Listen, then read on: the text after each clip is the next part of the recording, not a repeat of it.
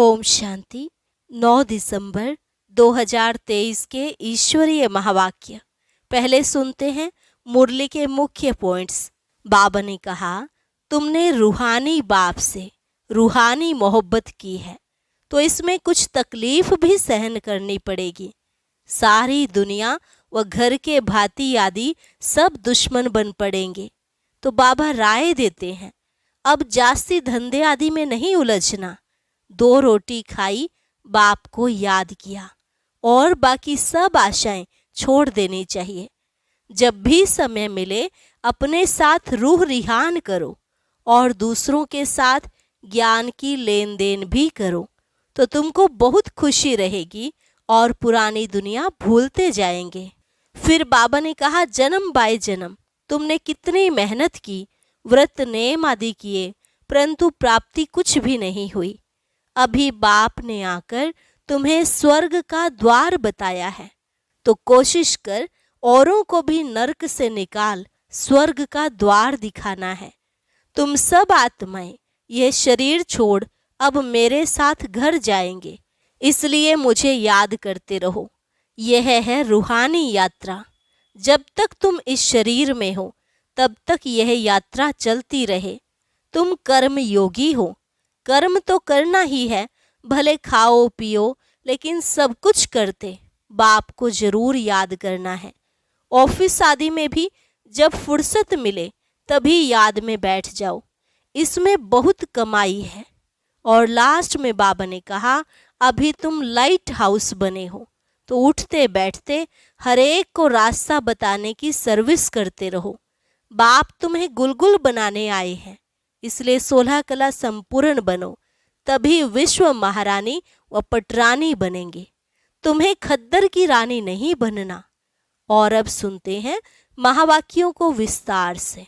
बाबा ने कहा, मीठे बच्चे, एक बाप के साथ सच्ची मोहब्बत हो तो बाप तुम्हें अपने साथ घर ले जाएंगे, सब पापों से मुक्त कर देंगे, स्वर्ग का मालिक बना देंगे। प्रश्न, अपने आप को खुशी में रखने के लिए कौन सी मुख्य धारणा चाहिए?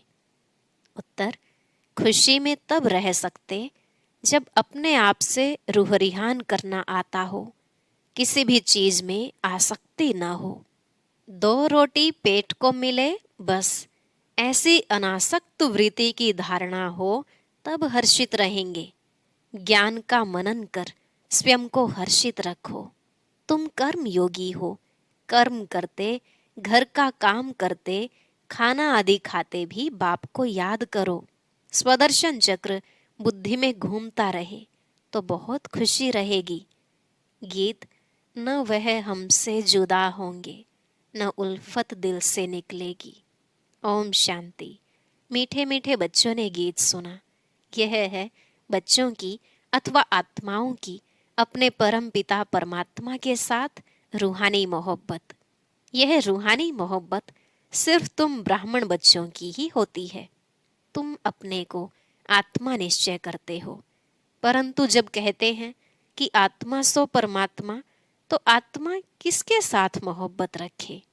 मोहब्बत होती है बच्चों की बाप के साथ।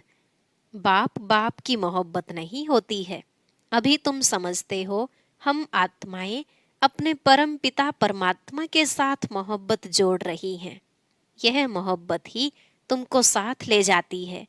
तुम रूहानी मोहब्बत बाप के साथ रखते हो तो तकलीफ भी सहन करनी पड़ती है। सारी दुनिया, घर के भांति आदि सब दुश्मन बन जाते हैं। बच्चों को समझाया है कि पतित पावनी गंगा नहीं है। मनुष्य पावन होने के ख्याल से गंगा व जमुना के तट पर हरिद्वार काशी में जाकर बैठते हैं। मुख्य स्थान यह 2 हैं। कहते हैं, हे पतित पावनी गंगा। अब वह गंगा तो सुनती ही नहीं। सुनने वाला एक पतित पावन बाप ही है। अभी तुम उस बाप के सम्मुख बैठे हो। बाप बतला रहे हैं तुम पावन कैसे बनोगे। पानी की गंगा थोड़ी ही कहती है मामेकम याद करने से तुम्हारे विकर्म विनाश होंगे। बाप कहते हैं, मैं प्रतिज्ञा करता हूं, अगर तुम मुझ बाप को याद करेंगे तो तुम्हारे विकर्म विनाश होंगे। गारंटी देते हैं। गंगा तो गारंटी दे न सके। जैसे मनुष्य रावण को वर्ष वर्ष जलाते आए हैं, परंतु रावण मरता ही नहीं है, वैसे गंगा में स्नान भी जन्म जन्मांतर करते आए हैं, परंतु पतित से पावन कोई बनते ही नहीं। फिर स्नान करने जाते रहते हैं। एक बार पावन बने तो फिर क्यों जाते हैं स्नान करने? कितने मेले लगते हैं, उनको कोई आत्मा परमात्मा का संगम नहीं कहेंगे। भक्ति मार्ग में भीड़ लगती है मेले पर। अभी तुम बाप के साथ बुद्धि योग लगाते हो। तुम जानते हो हम आत्माएं आशिक बनी हैं। आत्मा ही भगवान को याद करती है शरीर द्वारा। बाप कहते हैं मैं भी इस शरीर द्वारा तुमको पढ़ा रहा हूं, इसलिए हमेशा बाबा को याद करते रहो। बाबा कहने से स्वर्ग जरूर याद आएगा और अपना मुक्ति धाम घर भी याद आएगा। मुक्ति को निर्वाण धाम भी कहते हैं। यह है साकारी दुनिया। जब तक आत्माएं यहाँ न आए तो साकारी दुनिया कैसे बढ़े? आत्माएं निराकारी दुनिया से आती हैं। मनुष्य सृष्टि बढ़ती जाती है। कोई समझते हैं नेचुरल बढ़ती रहती है। तुम जानते हो आत्माएं यहाँ आती हैं, वृद्धि को पाती रहती हैं। बच्चों को मालूम हुआ है कि स्वीट होम शांति धाम है। शांति को बहुत लोग पसंद करते हैं। तुम जानते हो शांति धाम तो हमारा स्वीट गॉड फादरली होम है। भारतवासी विलायत से लौटते हैं तो कहते हैं हम अपने स्वीट होम भारत में जाते हैं। जहाँ जन्म लेते हैं वह देश प्यारा लगता है। कहते हैं हमको स्वीट होम में ले चलो। अच्छा, समझो मर जाते हैं, आत्मा तो चली गई, फिर शरीर को यहाँ ले आकर खत्म करते हैं। समझते हैं भारत की मिट्टी भारत में ही जाए। नेहरू ने शरीर छोड़ा तो उनकी राख देखो कहाँ कहाँ ले गए, खेतों में गिराई। समझते हैं खेती अच्छी होगी, परंतु हर चीज को वह कितना भी मान दे, पुरानी तो जरूर होनी है। कितनी तकलीफ सहन कर रहे हैं, बाप का पता नहीं है। तुम बाप को जानकर बाप से वर्षा ले रहे हो तो दिल होती है मित्र संबंधियों आदि को भी स्वर्गवासी बनाए। किसको तुम कहो स्वर्गवासी बनो तो कहेंगे तुम मारने चाहते हो क्या? तुम बच्चे जानते हो श्रीमत पर हम श्रेष्ठ स्वर्गवासी बन रहे हैं। देही अभिमानी बनने में बड़ी मेहनत लगती है। घड़ी घड़ी देह अभिमान में आकर बाप को भूल जाते हो। अभी तुम सम्मुख बैठे हो, जानते हो हम अपने परम पिता परमात्मा पास आए हैं। बाबा कहते हैं आगे कभी मिले थे? तो झट कहते हैं हाँ बाबा, 5000 वर्ष पहले। यह तुम्हारा गुप्त अक्षर है और कोई कॉपी कर न सके। भल श्री कृष्ण का वेश धारण कर लेते हैं, कहते हैं हम आए हैं स्वर्ग की स्थापना करने। परंतु यह बात कि 5000 वर्ष पहले भी स्वर्ग स्थापन किया था, यह कह ना सके। तुम ही कहते हो बाबा 5000 वर्ष पहले हम आपसे वर्षा लेने आए थे, आपने राजयोग सिखाया था। यह आत्मा कहती है इस शरीर द्वारा अपने को आत्मा निश्चय कर और बाप को याद करना है। इसमें सर्वव्यापी की तो बात ही नहीं। यह भी नहीं समझते हैं कि ब्रह्मा जरूर साकार में होना चाहिए, जिस द्वारा परमपिता परमात्मा सृष्टि रचते हैं। पतित पावन बाप आकर सो देवी देवता पावन बनाते हैं। बाप ही स्वर्ग का रचयिता है तो जरूर स्वर्ग में मनुष्य चाहिए। बाबा आकर तुम्हें स्वर्ग का द्वार बताते हैं।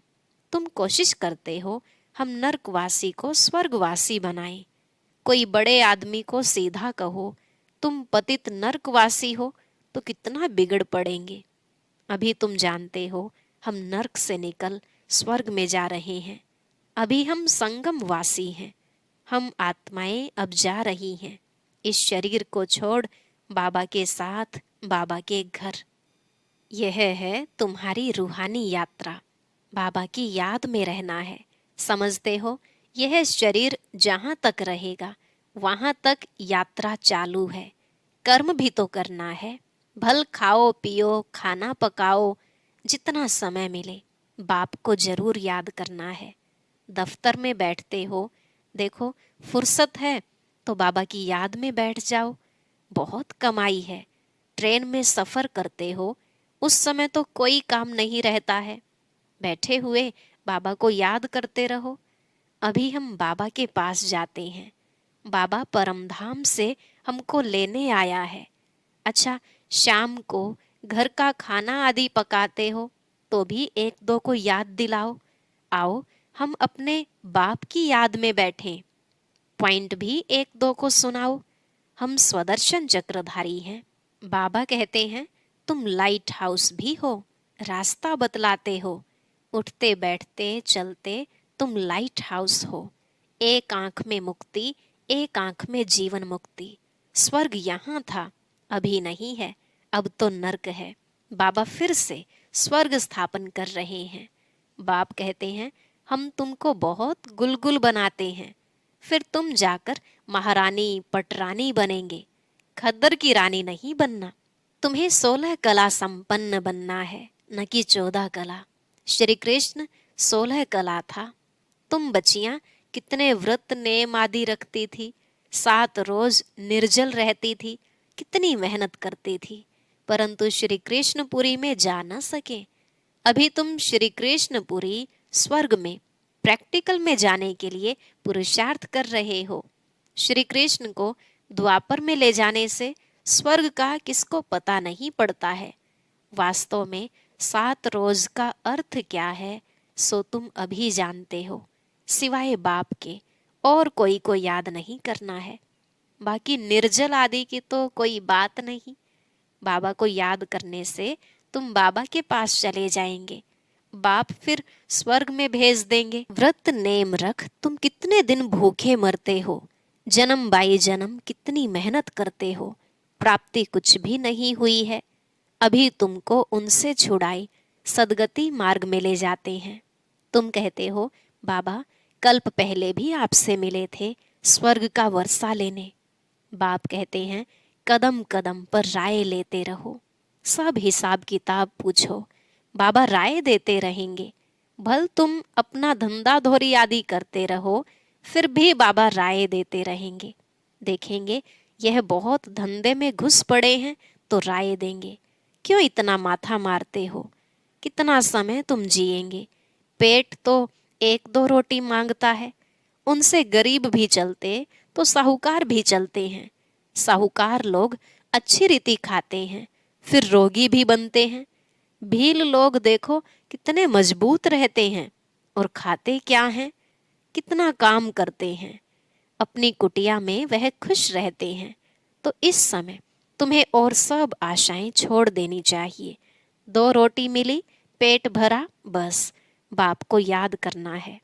तुम हो रूहानी बच्चे, परम पिता परमात्मा माशूक के आशिक बने हो। जितना बाबा को याद करेंगे उतना विकर्म विनाश होंगे, और जिसको याद करते हो उनसे जाए मिलेंगे। कई चाहते हैं साक्षात्कार हो, यह हो। बाबा कहते घर बैठे भी तुमको हो सकता है। शिव बाबा को याद करने से तुमको वैकुंठ का साक्षात्कार होगा, श्री कृष्णपुरी देखेंगे। यहाँ तो बाबा तुमको वैकुंठ का मालिक बना देते हैं। सिर्फ साक्षात्कार की बात नहीं, मेरे को याद करो क्योंकि मैं आया हूँ तुमको ले जाने। शिव बाबा को याद करना है, वही श्री कृष्णपुरी का मालिक बनाने वाला है। श्री कृष्ण तो नहीं बनाएंगे। शिव बाबा को याद करने से तुमको वैकुंठ की बादशाही मिलती है। अब वह परमधाम से आया हुआ है। जरूर आए हैं तब तो मंदिर यादगार बना है ना। शिव का मंदिर है, शिव जयंती भी मनाते हैं ना। परंतु वह भारत में कैसे आते हैं यह किसको पता नहीं है। श्री कृष्ण के तन में तो नहीं आते। श्री कृष्ण होता ही है सतयुग में। शिव का बड़ा भारी मंदिर है, श्री कृष्ण का इतना बड़ा नहीं है। सोमनाथ का मंदिर कितना बड़ा है। श्री कृष्ण के मंदिर में राधे कृष्ण को बहुत गहने दिखाते हैं। शिव के मंदिर में कभी गहने नहीं देखेंगे। अब वह शिव बाबा तो बड़े महलों में रहता नहीं, रहता है श्री कृष्ण। बाबा कहते हैं मैं महलों में रहता ही नहीं हूँ, परंतु भक्ति मार्ग में कितना बड़ा आलीशान हीरे जवाहरों का मंदिर बनाया है। जिनको शिव बाबा द्वारा स्वर्ग का वर्षा मिला है, उन्होंने उनका मंदिर इतना उच्च बनाया है। यादगार के लिए कितना बड़ा मंदिर बनाया है, तो वह खुद कितने न साहूकार होंगे। मंदिर बहुत अच्छा बनाते हैं। बॉम्बे में बाबूरी नाथ में शिव का मंदिर है, लक्ष्मी नारायण का माधव बाग में है। बाप कहते हैं हम तुमको स्वर्ग का मालिक बनाते हैं, तो भक्ति मार्ग में तुम कितना भारी मंदिर बनाते हो। और अभी देखो कैसे झोपड़ी में बैठा हूँ। तुम्हारा भी नाम बाला होना है। तुम जानते हो हमारा फिर मंदिर बनेगा। हमारे बाप शिव के भी बहुत मंदिर हैं। कमाल है, जिन्होंने सोमनाथ का मंदिर बनाया था वो कितने धनवान होंगे।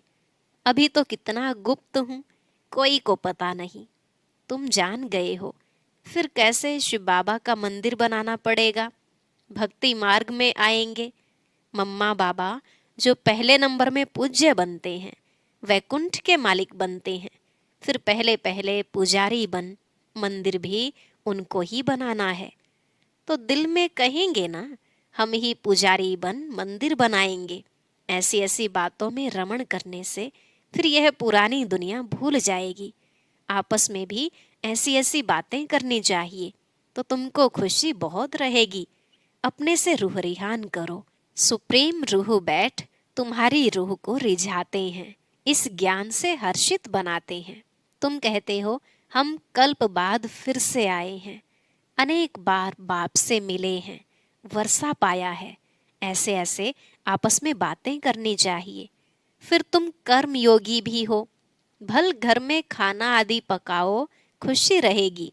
तुम 84 जन्मों की हिस्ट्री ज्योग्राफी को जानते हो। हम अभी ब्राह्मण बने हैं, फिर देवता बन राज्य करेंगे, पुजारी से पूज्य बनेंगे, फिर महल आदि बनाएंगे। अपनी ही हिस्ट्री ज्योग्राफी सुनाते रहो।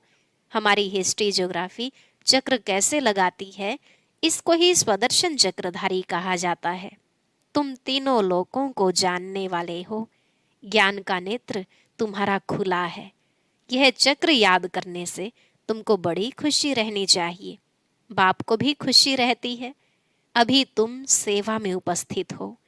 तुम सेवाधारियों के मंदिर फिर बाद में भक्ति मार्ग में बनेंगे। अभी मैं तुम बच्चों की सर्विस में आया हूँ। तुमको स्वर्ग का पूरा वर्षा देने आया हूँ। जितना जो पुरुषार्थ करेंगे उस अनुसार स्वर्ग के मालिक बनेंगे। अच्छा, मीठे मीठे सिकिलधे बच्चों प्रति माता पिता बाप दादा का याद प्यार और गुड मॉर्निंग। रूहानी बाप की रूहानी बच्चों को नमस्ते। रूहानी बच्चों की रूहानी बाप दादा को नमस्ते नमस्ते, गुड मॉर्निंग। शुक्रिया बाबा, शुक्रिया। धारणा के लिए मुख्य सार। पहला पॉइंट, चलते फिरते लाइट हाउस बन सभी को रास्ता बताना है। सब आशाएं छोड़ एक बाप की याद में रहना है, बाप से राय लेते रहना है। दूसरा, ज्ञान की बातों में ही रमण करना है, अपने आप से बातें करनी है। स्वदर्शन चक्र फिराते सदा हर्षित रहना है। आज का वरदान, योग की धूप में आंसुओं की टंकी को सुखाकर रोना प्रूफ बनने वाले सुख स्वरूप भव। योग की धूप में आंसुओं की टंकी को सुखाकर रोना प्रूफ बनने वाले सुख स्वरूप भव। बाबा ने कहा, कई बच्चे कहते हैं कि फलाना दुख देता है इसलिए रोना आता है, लेकिन वह देते हैं, आप लेते क्यों हो? उनका काम है देना, आप लो ही नहीं। परमात्मा के बच्चे कभी रो नहीं सकते। रोना बंद, न आंखों का रोना न मन का रोना। जहाँ खुशी होगी वहाँ रोना नहीं होगा। खुशी व प्यार के आंसू को रोना नहीं कहा जाता। तो योग की धूप में आंसुओं की टंकी को सुखा दो। विघ्नों को खेल समझो तो सुख स्वरूप बन जाएंगे। स्लोगन, साक्षी रहकर पार्ट बजाने का अभ्यास हो तो टेंशन से परे स्वतः अटेंशन में रहेंगे। साक्षी रहकर पार्ट बजाने का अभ्यास हो तो टेंशन से परे स्वतः अटेंशन में रहेंगे। ओम शांति। अब सुनते हैं आज का अव्यक्त ज्ञान मोती। इसके लिए ऊपर दिए गए बॉक्स पर क्लिक करें।